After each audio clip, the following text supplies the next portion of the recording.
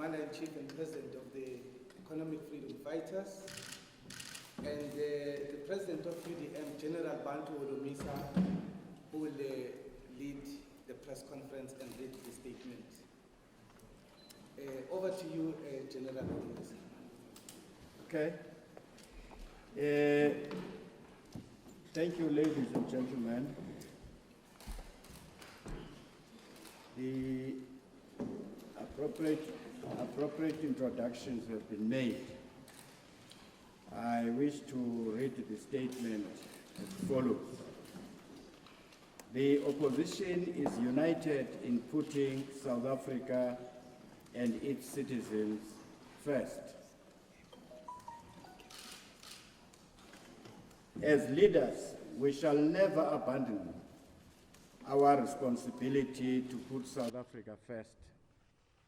Accordingly, the leadership of the ACDP, AIC, APC, COPE, Ahang SA, DA, Economic Freedom Fighters, Inkatha Freedom Fighters Party, and the United Democratic Movement have agreed to give expression to this commitment.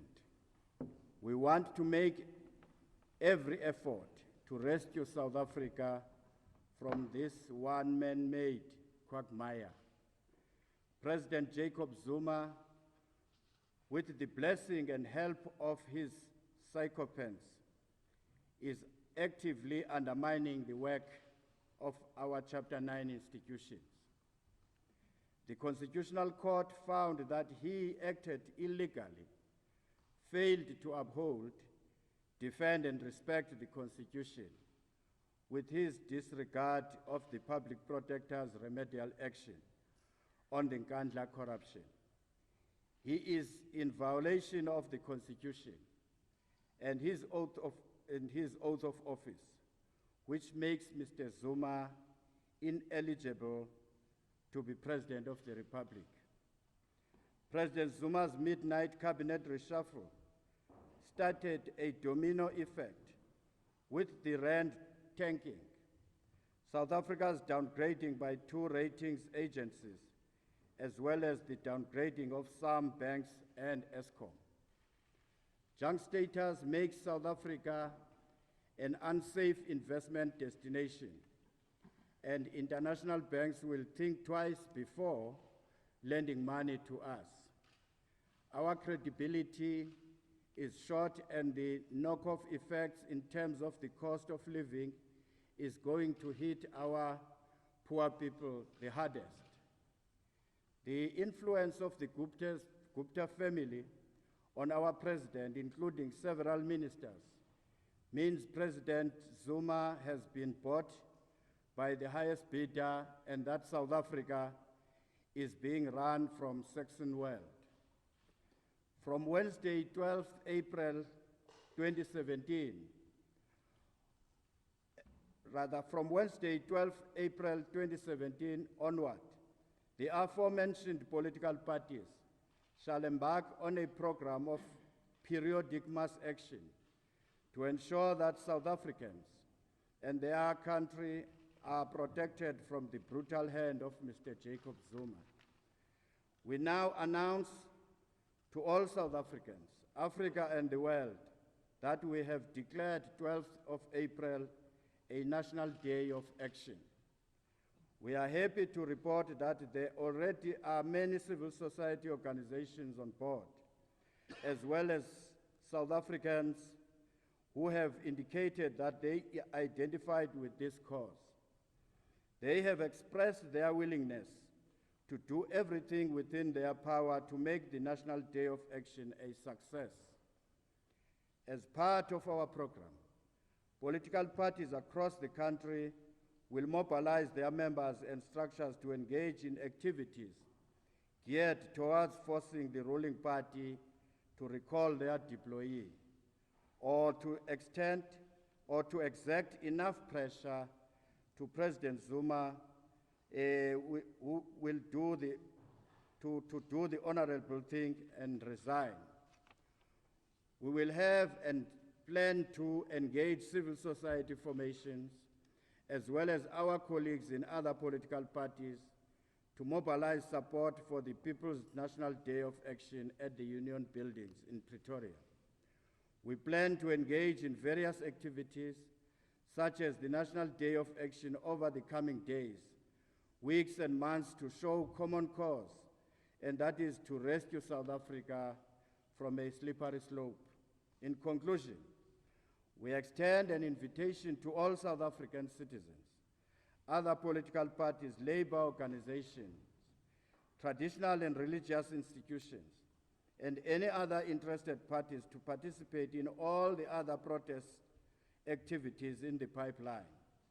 We also, and very specifically, extend an invitation to the ruling party that claims to be the leader of society to always to always act with the people and for the people. Finally, if they fail to hear the loud cries of South Africans to remove their junk status president, the people must unite in dictating their own destiny and punish the African National Congress in the 2019 national and provincial elections. I thank you. Thank you very much, ladies and gentlemen of the media. We shall distribute the statement and help each other, and I hope it is enough. We shall therefore take questions. The Presidium is more than willing to answer to every question that you may have. May we see hands going up? Then we shall say your name and the media house you are representing. And then we take the first round. I see one this side, two there. I see the third one there. At least we'll take the first three questions. We'll start with you, sir. Thanks, John Vivek from Package Slot. I'd just like to, Mr. Malema, there have been a lot of people saying that President Blake is currently trying to set himself up in a dictatorship. I'd just like to know whether you think this is the case and why. And then to Mr. Olisa, please, once again, if President Blake is actually pushing for a dictatorship, how effective will mass action actually be? Thank you. Thank you.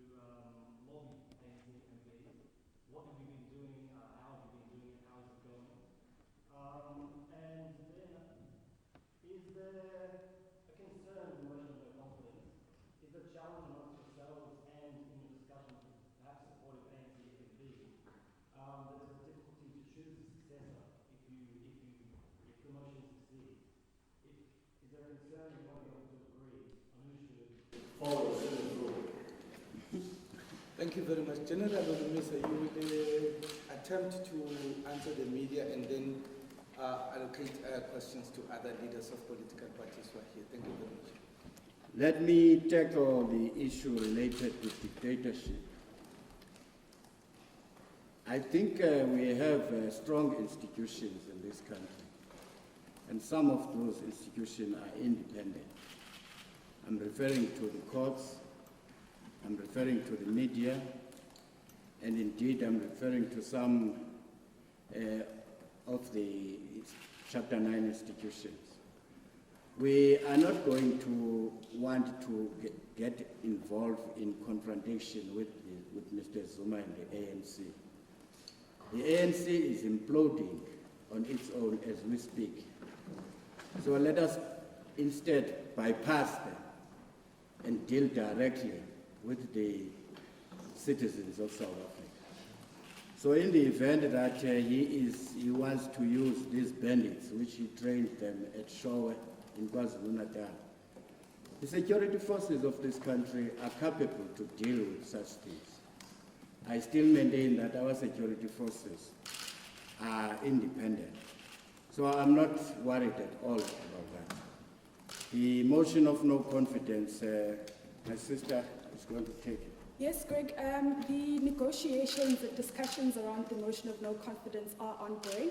There have been a number of ANC leaders and MPs who approached our leader, Mmusi Maimane, indicating that they would be willing to support a motion of no confidence and they would speak to some of their colleagues. So those discussions are ongoing. I think it's important to note that the lobbying is not only coming from us as politicians. We've received literally thousands of emails, phone calls, SMSs from members of the public pleading with us as MPs to support that motion of no confidence. Also, as we saw last Friday, there were mass protests in every single city in South Africa of people saying that they don't want to be led by Jacob Zuma. So if they don't listen to us, at least as fellow politicians, we hope that they'll listen to those South Africans who have made their voices quite loud and want to be heard in that they do not want to be led by Jacob Zuma. Linked to that is a process which the UDM is embarking upon, that of making sure that come the day of the motion of no confidence, the people must do so freely. This morning, the papers have been served at the Constitutional Court to all the relevant judges and the affected parties. We are awaiting for the Chief Justice to give us a direction in that scope. And at this stage, I'm not interested to discuss the merits and demerits of the case, since the matter now is in front of the judges. But one thing I can say is that I'm optimistic that we are putting a strong case this time around, given the high level of intimidation we have been witnessing coming from the senior members of the ANC. That kind of intimidation is actually in contradiction with the Constitution, especially for those who have taken an oath in Parliament. To be dictated to by somebody who is not even a member of Parliament leaves much to be desired. But I would like the Commander-in-Chief of the EFF to say something perhaps around the lobbying as well as the issue of dictatorship. Well, I thought you handled it very well. Like the spokesperson of the DA says, it's an ongoing thing. We're engaging different individual members of Parliament, and the UDM's intervention with regard to the secret ballot will actually make it easier for all of us to remove President Zuma from power. We are quite aware, all of us, that Minister Sisulu said they are being intimidated for being perceived not to be supporting President Zuma. They've never said they don't support President Zuma, some of them, but they just look at how you walk, and then from there, they decide you are not supporting President Zuma, and therefore you're going to be intimidating. So under such, environment, we have to protect everyone, and people must vote freely. So I think the voting secretly, it will help us big time. The dictatorship thing, we warned about it a long time ago. There is a huge temptation to want to convert the democratic country into a dictatorship, but institutions of our democracy are so solid that it will not be easy for anyone to even convert our democracy into a dictatorship. So we're still safe, the courts are still there, and we are also there in Parliament. the multi-party democratic system allows us to always expose anything that is inconsistent with the constitution, and I think all parties are playing that active role. With regard to who should replace Zuma once Zuma is removed, I think all parties are free to fill their candidate when the vacancy of a president is available. So there is no an agreement amongst these parties as to who should succeed Zuma. I think that will be compromising the independence of each political party here.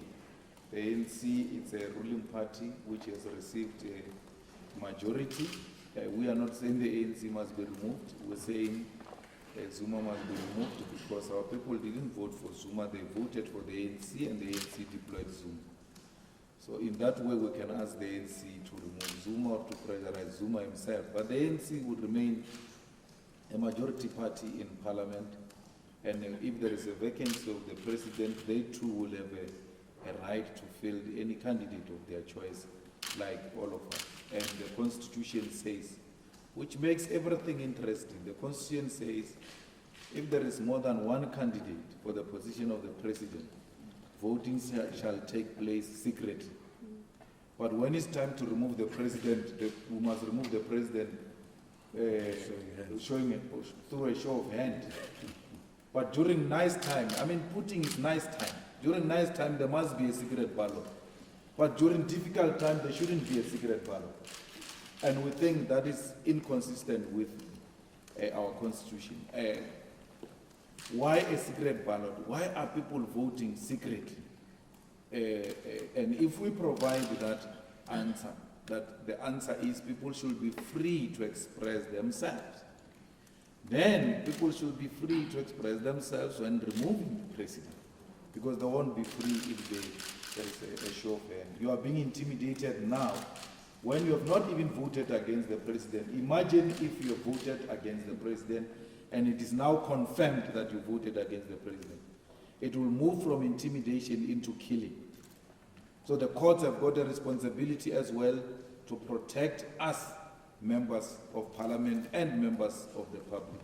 So this is the most difficult times where the speaker should have used his discretion and say, you know, I'm concerned about the safety of members of this parliament I'm presiding over, and then provide a secret ballot. So in the EFF, the only problem is that we don't have money, but we support the UDM. So to support people by joining the court, you must have money. So we don't have the necessary resource to file in affidavit in support of the UDM secret ballot, but we are right behind them. And when a court date is given, we hope it will be given before the 18th of April. When the court date is given, we'll be there at the Constitutional Court to support the UDM. It's not about parties and politics, it's about the country. If the UDM is doing something in the right direction, we're there to support them, like any other political party. If they are doing the right thing, we are there to support them to ensure that we protect this democracy. Mr. Clement? No, I just maybe want to speak to the issue of violence and intimidation.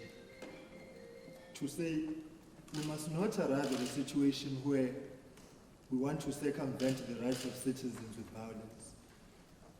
Whether it's one person intimidated or 1,000 people that have been intimidated, that does not bode well for our democracy. And it was precisely for this reason why the IFP wanted to issue a warning last week and issued a warning to say, allow people to protest peacefully. And on Wednesday, that's our expectation, that we are going there to express ourselves, to ventilate our frustrations about the president, and to chart a direction moving forward which is citizen-based, to say that we are no longer happy about how the president is conducting himself and the affairs of the country. And if anybody's got a contrary view, they are equally welcome to protest themselves. But to want to intimidate people is very wrong. What happened in Durban last week, Friday, is a clear indication that times that lie ahead are going to be very difficult for everybody, because the mentality, particularly of the remnants of the Youth League, whatever's left of it, they have decided that they are going to deal with any anti-Zuma sentiment in a violent way. Therefore, the state machinery, the police in particular, and other state security agencies have got a responsibility to ensure that they protect everybody. It cannot be, a willy-nilly approach where you want to select one grouping over the other.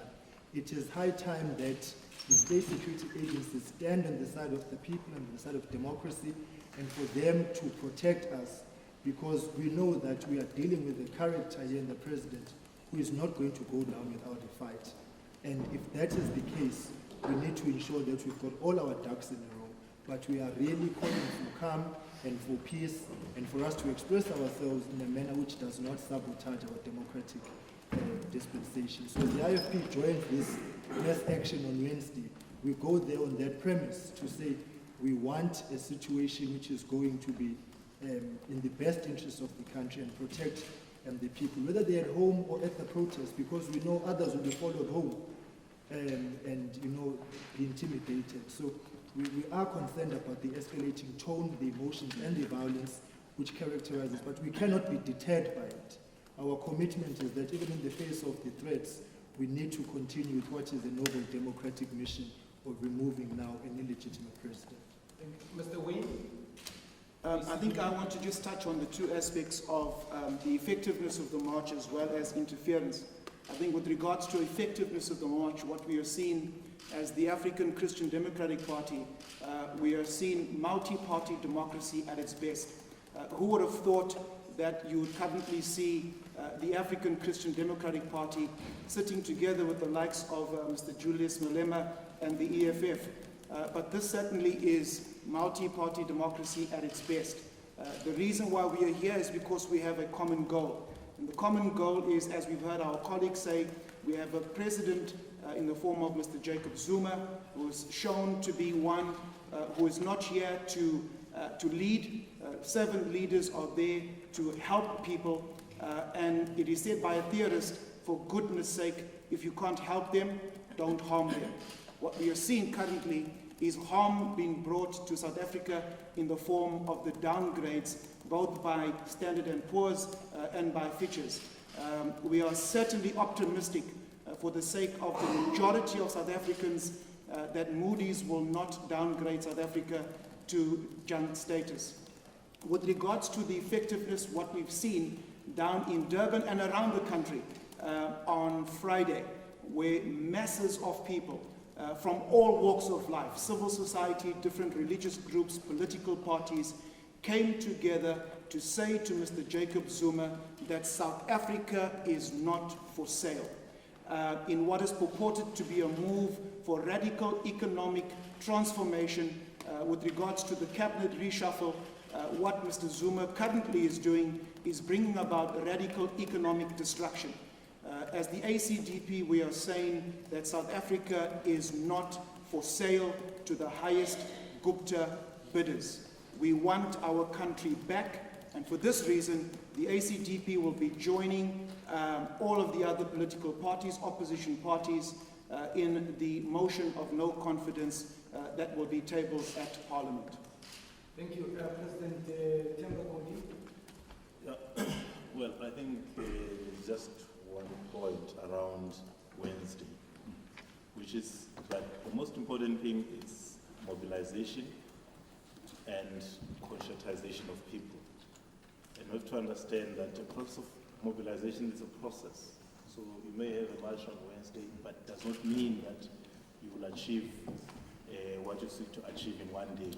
It's a process, raising the consciousness of people, their awareness about the issues that impact on their lives. So we believe that marks the beginning of a process that should at all times anchor on those matters that impact on the material conditions of their lives, because it is only that can get the people to stand up, not theoretical issues, but issues that have a direct impact on their lives. So for us, the most important thing is beginning of a process of raising the awareness of our people, consciousness, their mobilization. Because at the end, whatever we achieve, in politics you don't win because you are right, you win because you're strong. And strength comes from the masses. So if you have the people behind you, you are able to achieve what you seek to. Thank you. General Olumisa, who will answer the question of the media on why this march on the birthday of Mr. Zuma? We also welcome Mr. Lekwata, President of the COPE, and also have another stakeholder who has joined us from the Shushuloza movement. We'll introduce them this time. Mr. Olumisa. I thought, Chairperson, that Honorable Ndlozi put it nicely in the social network yesterday and also on ENCA, so I'm not going to waste your time. But on a serious note, at the time we planned this meeting and the march on Wednesday, we've never had anyone talking about the birthday of Mr. Zuma. After all, most of these political parties are saying Zuma must go. So that means we don't respect him. We owe him nothing. So don't nag us about that question again. Thank you very much. We'll take the last round of questions, and then the Presidium will also come back to you on the responses. I see only one hand there. I see the second hand, the third hand, fourth, fifth. Okay, let's start from that side and come this way and end at the back. Your name and the media house you represent. Yeah, I'm the one from the Sowetan.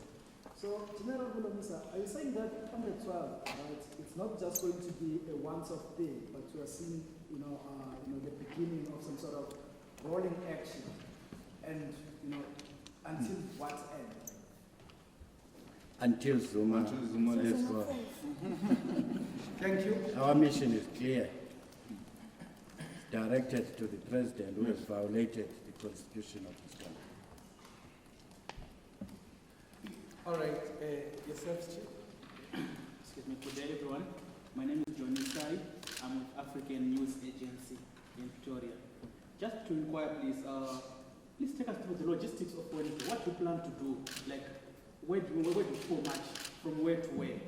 And the second issue to that is, do you guys have permission? Like we saw what happened in the last match, SA, when it's coming to say, no, it's not permitted. Do you acquire the permission? And are you sure that you've spoken to the municipalities, to the police? Is there permission for this match on Wednesday? Thank you. Thank you. The question? My name is Amos from SABC Radio News. Honorable Van Dam made mention of, ANC MPs that are continuously talking to opposition parties around the issue of the motion of no confidence.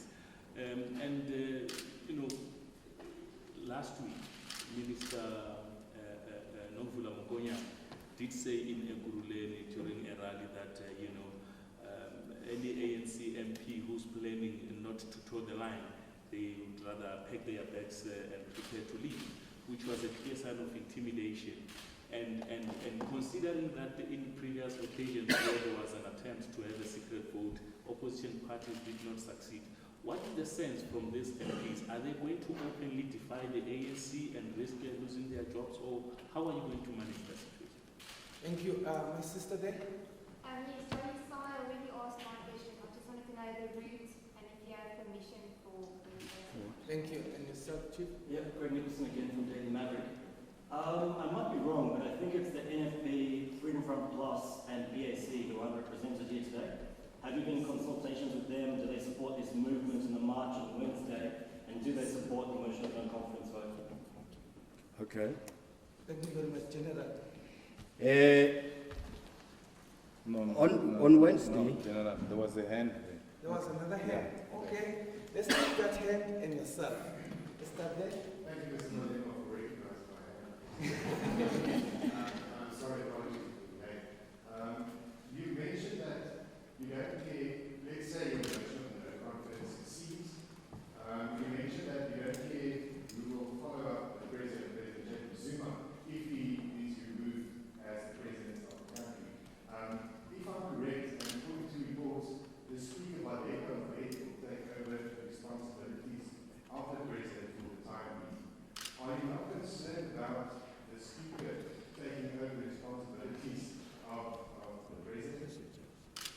Thank you. And then the last one here for this round. Right again from Jacaranda. Just to check, the thing on Wednesday, is it only here? Are you planning to branch out to other provinces, other cities? Ready? General. For Wednesday, we expect that the people will be marching will begin to converge here at the Church Square from 9 o'clock. And then at 12 o'clock, we move or we march towards to the union buildings.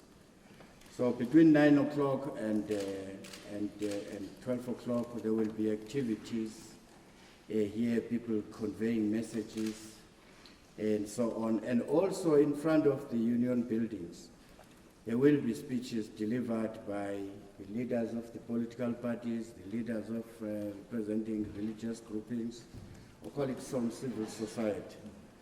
As far as the routes, the permission is concerned, yes, it has been granted this morning. Mr. Gatti will fill us in there. They had a meeting with all the relevant stakeholders. He told me that he has been given a permit. I hope he can confirm that, so that I'm not accused of misleading or trying to coup the government.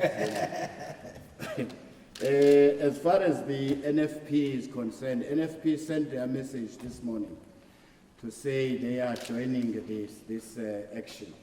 So the PAC and Freedom Front Plus, we have not heard anything from them. That's you? Yes, Amos, to answer your question about ANC MPs being intimidated, like I said, there have been a couple who've come to the DA and said they'd be willing to support the motion, but the proof of the pudding, of course, remains to be seen on the day whether or not they will vote accordingly. There's also been a number of ANC MPs who've come out publicly against President Zuma's leadership. There was Dr. Makosi Khoza this morning, who put quite a strong message on Facebook saying, the ANC needs ethical leadership. The 18th will present an opportunity for those MPs to vote according to their conscience. And I don't think it's very clear whether or not, if they do that, they will immediately, be removed from the ANC. We saw former President Kgalema Motlanthe saying that, if they don't vote according to party line, it does not necessarily mean that they will lose their party membership. But regardless of all of that, we're hoping that these MPs will listen to those thousands of South Africans who took to the streets last week, the thousands more who will take to the streets this week, saying that they do not want President Zuma in office. We're hoping that if they don't listen to us, they will at least listen to the people who have put them in office, and they'll vote accordingly. May I add something to this, to the response on this question? There is a very unfounded and wrong narrative doing the round that the ANC or any political party can dismiss from parliament any of its members who vote in keeping with their conscience. I can say this accurately about the ANC. We voted, when I was still in the ANC, we voted on a number of issues on which people could not be unanimous. Under President Mandela, on the abortion question, there were a number of members who, for religious reasons and others, could not and would not do so. And we recognized the fact that we cannot compel them to vote contrary to their consciences. We have no power to do that. You can't command somebody who's taken an oath to do your will, because the consequences stay with them.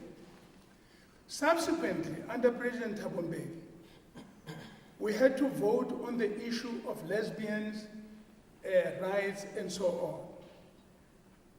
on. I know we differed. There were many who could not and would not have voted so, but we respected their right, because we knew if they went to court, if we tried to dismiss them and they went to court, the court was going to reinstate them. Nobody can compel you to break your oath of office. You carry that responsibility. And it's important for the members of the ANC to understand that, and all other political parties. You take the oath of office in your own name and right. And the consequences thereon will stay with you for the rest of your life. So you can't tomorrow plead that, no, it was a democratic decision. And I did this because it was a democratic. You took the oath. Stand up for what you believe in. And so, really, members of the ANC must not be intimidated by Jackson Mthembu. He will not carry the consequences for them. And he has no power to do anything. If they dismiss anybody, then the court will instate them. So that is important for us to say, because if the court rules, and I think if the court rules on this issue as the UDM has taken it there, there's no way it can say that you are compelled to carry somebody else's will and so on. I just want to add that point there. So that's the word from a seasoned veteran, a established stalwart. Thank you, Chair. Thank you very much. Mr. Cody, you have anything to say?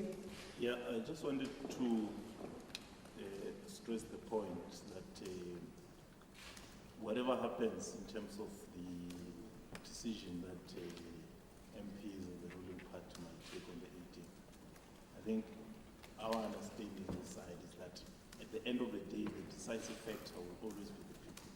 That is why the issue of mobilization, the issue of an unfolding program is at the center, not so much what will happen on the 18th, after which then everything falls apart. I think it is a very critical point, and that mobilization obviously and most certainly has to hinge on how do the people see the unfolding drama impacting on their material conditions. If we don't succeed in that, then the people will look at it as merely a fight among the elite. But to the extent that our thesis is premised on what is in the best interest of the people, that is the basis on which people will be mobilized and will be moved. Commander-in-Chief? Well, the removal of the president and what happens after is actually clearly outlined in the Constitution. And therefore the coming in of Baleka is not because of her capabilities, but it's an accident of history. That the Speaker will have to act for so many days, and then from there we'll elect our president. It's just a stopgap measures which the Constitution has taken care of. So it shouldn't really serve as anything that causes a nightmare. I don't think she has got what it takes to be the president even after President Zuma. What happens to the ANC members who vote with us, particularly if the threat is that you are losing a job, then so be it. Because the ultimate, that's not an ultimate prize. Really, you can't be scared not to lose a job, because ultimate prize is death. So they're not going to kill you. They're going to take your job. And you are scared to save a country because you want to keep a job. It can't be. These are the people who used to fight the most brutal regime. And they used to say to us they were prepared to die, they were locked up, they went into exile. They did all manner of things for this country. And today they are no longer prepared to sacrifice because of a job. So really, that can't be a reason enough. They say they can't vote with the opposition. If they can't vote with the opposition, let them put the motion themselves. There's no one who's stopping them from putting the motion. So don't use us as an excuse of not acting inconsistent with the Constitution and say I can't vote with the opposition. If you feel that strong that you can't vote with the opposition, then put the motion. And then let's see if the opposition won't vote with you. We will vote with the ANC if the ANC put a motion of no confidence on Zuma. Because we don't care which political party put the motion. Truth remains the truth. It doesn't matter who's telling the truth. So if you are going to say this is not truth because it's told by another political party, that is petty politicking. It's not genuine politics, which requires matured leadership. So we don't care who puts. We put the motion, DA has put the motion, UDM has put the motion. In the programming committee, they are going to have to talk, guys, there's these 3 letters and all that. We are more than prepared to withdraw and support any of the parties to lead the motion. Because it's not about the EFF. We didn't form the EFF because we love the EFF. We formed the EFF because we love South Africa, not the other way around. And therefore, EFF all the time, at the expense of the organization. That is petty politics, really. So we really are not into those politics. Even in this protest on Wednesday and all that, we are here as an equal partner. And then we shall subject ourselves to the collective wisdom of these political parties. We are not here to show any strength over the other political parties. We are here to allow to be led. And that's what we really are doing. And Honorable Godi puts it very clear that we're not so much bothered about what happens on the 18th of April.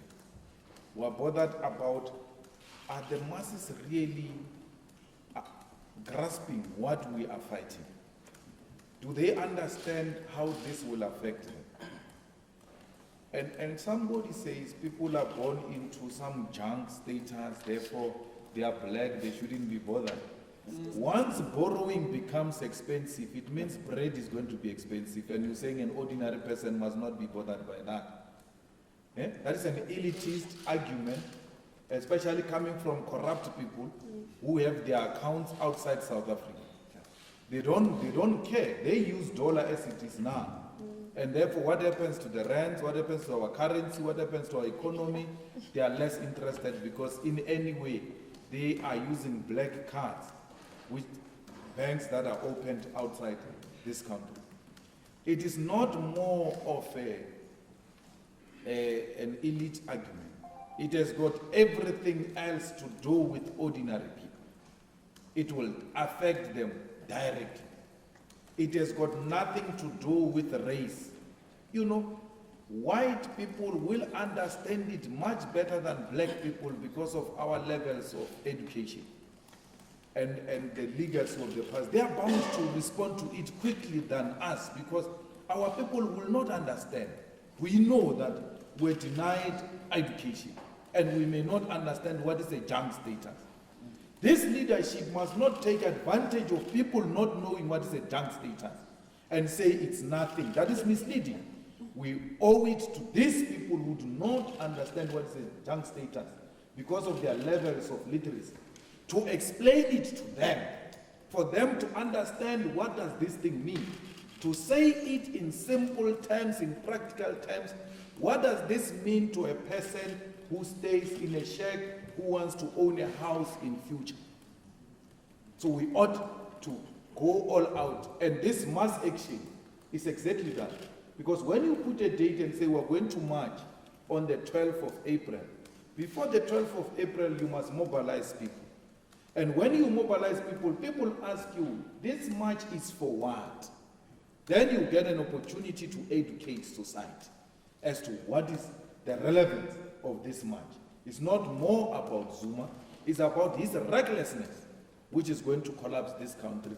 And the only way of rescuing this country and its economy, the first step in the right direction is to remove Zuma and then rebuild our economy. So mass mobilization is not about what is happening on the 12th. It's about what is happening towards the 12th. Educate people. After the 12th, there was one question: if we are doing this in other provinces, the plan of the steering committee, which is responsible for this, is focusing on the 12th in Pretoria.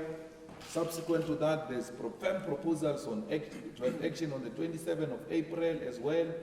but also to have provincial activities as well, to have regional activities, to have municipal activities.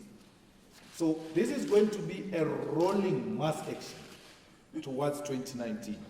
And the more the ANC keeps Zuma, the better for all of us here. If we want to talk party politics now. If you're talking country politics, Zuma must leave now. But if you love this country, Zuma must leave now. But if it benefits your party, the ANC must keep him until 2019. They are going to lose elections. We told them before, they never believed it, and they are going to lose elections. They are now composing songs, affirming Zuma and all that. This is very nice, because they can't smell the coffee. Where's Mandasa and Sura? They've disappeared. I mean, I don't know what's happening to them. But I'm saying, all of us, we don't do this because we love our parties. We love this country. Otherwise, if it was about our parties, we would have wished for the ANC to keep Zuma long, so that he continues to destroy them, and then we emerge in 2019. Thank you very much, Comrade. Sorry. There's a hand there. Yeah, I think start from that side and come back. Thank you, Chair. I think on the area of intimidation of the members of Parliament, particularly on the ANC, what the ANC members of Parliament need to recall and remember is the legacy of the late Walter Sisulu, the legacy of Nelson Mandela. And when it comes to vote in terms of the motion of no confidence, they need to bear in mind the tremendous sacrifices that these great men of the struggle paid in order to bring South Africa to the place that it is. But I think coming forward, the ANC, some of these members may be asking, okay, you're talking past, what about current? What was it that removed Pravin Gordhan and Jonas from their positions? It was the fact that these particular men were honest. It was the fact that these particular men were incorruptible. It was the fact that these particular men kept a clean administration. And if there are ANC members of Parliament who are honest, who want to see a clean administration, and who want to see a South Africa moving forward to a strong, prosperous, healthy nation economically, then as the African Christian Democratic Party, we call upon those particular ANC members to vote with the opposition parties. And as has been indicated from those who carry so much experience here, if they feel that they cannot vote with us, then by all means put forward their own motion of no confidence. But we want to bring to their remembrance the tremendous sacrifices that have been made for this country. And look at the sacrifice that Pravin Gordhan has made, together with Jonas.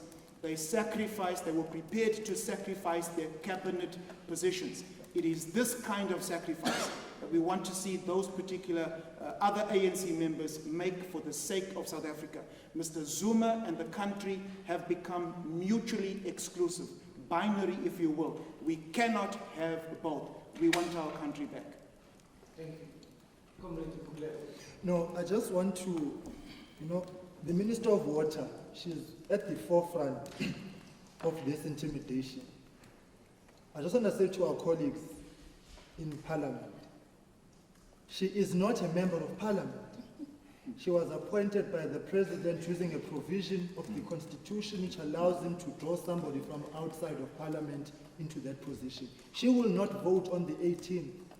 Therefore, let us not allow somebody who is a beneficiary of a constitutional mercy to stand in the way of the constitutional obligation that we have to take out the President.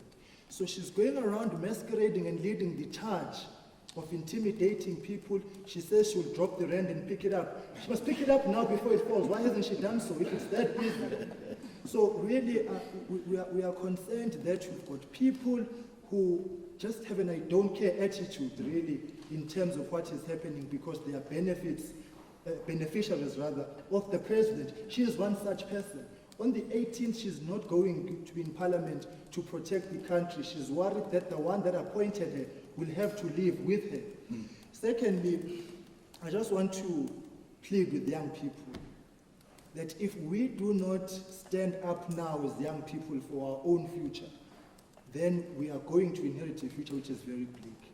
So let us go out today, tomorrow, and today, tomorrow, and Wednesday, and in the coming days beyond that, to actively mobilize society, to actively mobilize the citizens, so that as we continue with this important constitutional obligation that we have, everybody is on board. So having said that, I just want to say to the Youth League, really, they need to go back and do, at the very least, basic economics 101, and not mislead our people, because the output of their economic interpretations is the very thing which says to me, we've got a problem in this country, we've got a leadership of young people who simply do not get it. And so those of us that do get it have got a duty to go out there and speak to the people. So I'm pleading with young people across the length and breadth of our country that this is about our own future, and on Wednesday we need to go there, sign a delivered message to the president, deliver a message to the president to say, not in the name of our future. Otherwise we are in serious trouble. Thank you. Ms. Van Damme? Yes, fine. Thank you, Mr. Likota. My dear colleagues and members of the press, you asked us a question about this unfolding campaign. This is a very serious and far-reaching campaign. Zuma is a symbol of the undermining of the constitution of our country. We are, in this campaign, we have also to answer the question, insofar as he's already broken his oath of office, can we replace him with somebody who's already broken their oath of office as well? Because if we want to return South Africa to its constitutional path as Mandela established and showed us, and Mbeki followed on that route, if we want to return it there, we need to be able to remove Zuma as a symbol of the undermining of the constitution. But we can't replace him with his own products who are going to do exactly what he's been doing. We need to put in place men and women who will respect the constitution, who will not beat up the EFF or any other political party for asking questions in parliament, who will respect Section 58 of the Constitution, which protects members of parliament. So don't think it's a small little thing. This campaign is a serious campaign. And it's a campaign to save South Africa from the ANC, which has been destroying South Africa and now has destroyed the economy and is left millions of South Africans who are going to die of starvation because of this downgrading. Ladies and gentlemen of the media, SG, you know, there is a story, the permission has been granted this morning, and we are going to get a letter to that effect, which we'll publish to everyone in the next 2 hours. But all the formalities have been met and all that. We are not going to play those games they try to play with a safe South Africa. And then the second thing is that all of those people who intimidate people and threaten violence and all those, this is a peaceful march. But we're not scared of anyone like that. No one is going to take away our right to protest peacefully in a violent manner. And the South African Police Services does nothing because it's also captured. We don't want that. So let people organize their own events. If they want to organize Zuma's birthday, let them organize it there, not anywhere close to where we are marching. Because here, we met the requirement to be here. And we're not going to be bullied by anyone. Not that uniform from Pep store, which they wear that Luthuli house, which is going to scare us or anything of that sort. Not the so-called youth league will scare us. Nothing like that. So there's not going to be any form of intimidation here, which will take place here. So they must do their own thing. We never go to their things. They must not come to our things. If they come here with ANC t-shirts, Communist Party t-shirt, COSATU t-shirt, that will be to join peacefully this protest. and they will subject themselves to this leadership. They're not going to come here and hijack things because of the way they are behaving in a rowdy manner, like they did in Angel Kathy's memorial service in Durban. They won't do it here. I can tell you that. They won't even try a chance, because we don't play like that. All right. Thank you, Mr. President. Ladies and gentlemen of the media, thank you very much. Mr. Ray Rassen from the Shosholoza Progressive Movement. Thank you. We are Shosholoza Progressive Party. We're a new political party. And we are proud to be part of this movement, and that is why I'm here today. My name is Dr. Ray Rassen. I'm the Deputy President of Shosholoza Progressive Party. We are not in Parliament, but we will soon be there. And we are saying to all South Africans, they must support this movement. We have offered our services to broker the Zexit, the Zuma exit. We are waiting for responses to the ruling party, whether they want to involve our services to broker a peaceful exit of Jacob Zuma from the presidency of this country. I thank you, and we are together. Hashtag Shosholoza, so Shosholoza. Thank you. General, do you want to? No, thank you. Just thank you. Next to you? Yes. Fine, General. Yeah, I just wanted to echo Mr. Malema by that we're also not going to be intimidated by threats. One of our members was attacked on Friday, but that will not deter us. We're going to continue with our actions that we have planned. I'd also like to encourage ordinary members of the public to continue on a daily basis to engage in forms of protest. It doesn't have to be big marches. It can be small actions that people take on in small groups. I'd like to encourage the public to just continue on with the pressure. Thank you very much, leaders of political parties. And Finally, we invite the media to join us in the march on Wednesday. Okay, thank you. There are citizens also. Thank you very much. Thank you, Sister. Okay. Command. You're on an interview, you're on radio or something.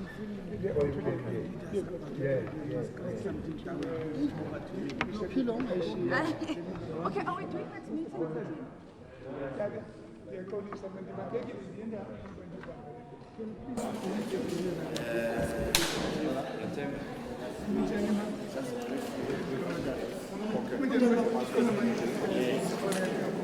Allow one-on-one.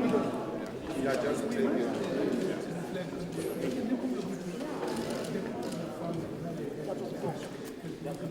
Okay, they say we must remain a bit. We're still here. Yeah. Very well. Okay. Very well. Thank you.